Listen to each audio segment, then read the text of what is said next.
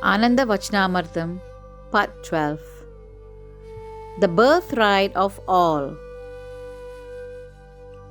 Last night's discourse was regarding the value of Kirtana in spiritual life. The entire world is based on divine love. You are the creation, you are the created, and the Supreme Entity is your Creator. Your relationship with Him is the relationship of love, not of hatred or any other such thing. You see, even if you are a sinner, a so-called sinner, I said so-called sinner because I never hate anybody, I never scold anybody saying that you are a sinner. A father can never hate his son or his daughter. He may scold, he may punish, but he cannot hate. Paramapurusha cannot do two things, and there lies his imperfection. He cannot create a second Paramapurusha. He always remains a singular entity. He loves, but while loving, he wants that entity to also become Paramapurusha like him. But as soon as that entity becomes Paramapurusha, that entity becomes one with the original Paramapurusha, so Paramapurusha always remains one. He cannot create a second Paramapurusha. And the second thing he cannot do is, he cannot hate anybody. The society may hate a sinner, the law may hate a sinner, the family may hate a sinner, but Paramapurusha cannot hate anybody. Even if he wants to hate such a man or such a girl, he cannot. You see, everybody in this universe is within Paramapurusha. He sees everybody within his mind. And because everybody is within his mind, he cannot hate a mental figure of his. So, everybody should know that he is not an object of hatred or object of, compassion. You are not an object of compassion either. It is your right, it is your birthright. You get help from the Supreme Father to attain the supreme state of bliss is your birthright. You will get it from your Father as a birthright and not as a mark of compassion.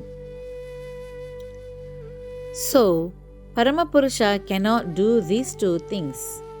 That's why I said that the arena of spirituality is based on divine love. You may or may not be a learned person. You may or may not have a good history. Your only qualification is that you are the affectionate progeny of the Supreme Progenitor.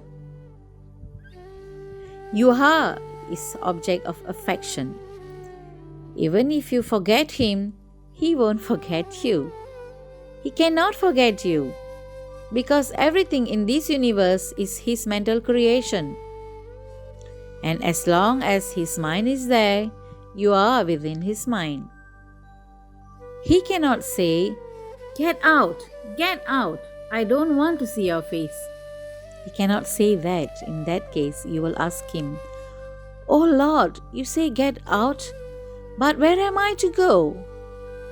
I would always be within your mind. And you, if say get out, go beyond the periphery of my mind, then certainly, oh Lord, you are not infinite because there is something beyond your mind. So just to maintain the prestige and dignity of your name, you are to tolerate what I do and what I think. And that's why it is your duty to guide me. I'm your son. I'm your daughter. I am to do according to your dictates. And not only is this birthright enjoyed by human beings, but by all living creatures. Not only living creatures, but by all animate and inanimate objects. From the mighty mammals to the small blade of grass, everybody enjoys his birthright.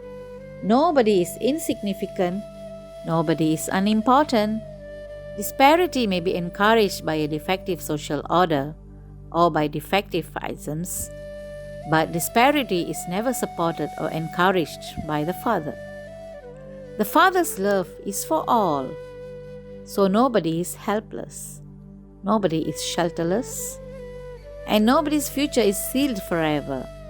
So in the realm of spirituality, you should remember that divine love is the guiding point, is the desideratum. One may or may not establish oneself in the affectional field. One may or may not establish oneself in the field of intellectuality. One may or may not establish oneself in the mundane sphere, but one must not forget this fact, that the Supreme Entity is with you and loves you like anything. And the only goal of one's propensity must be Him. That is, all the propensities of the human mind should be guarded unto the Supreme Existence. Humanity must not be engaged in actional infighting or intellectual extravaganza. Man's origin, man's starting point is in divine love, and his culminating point, his terminating point, lies in divine existence. It is the supreme truth of the universe.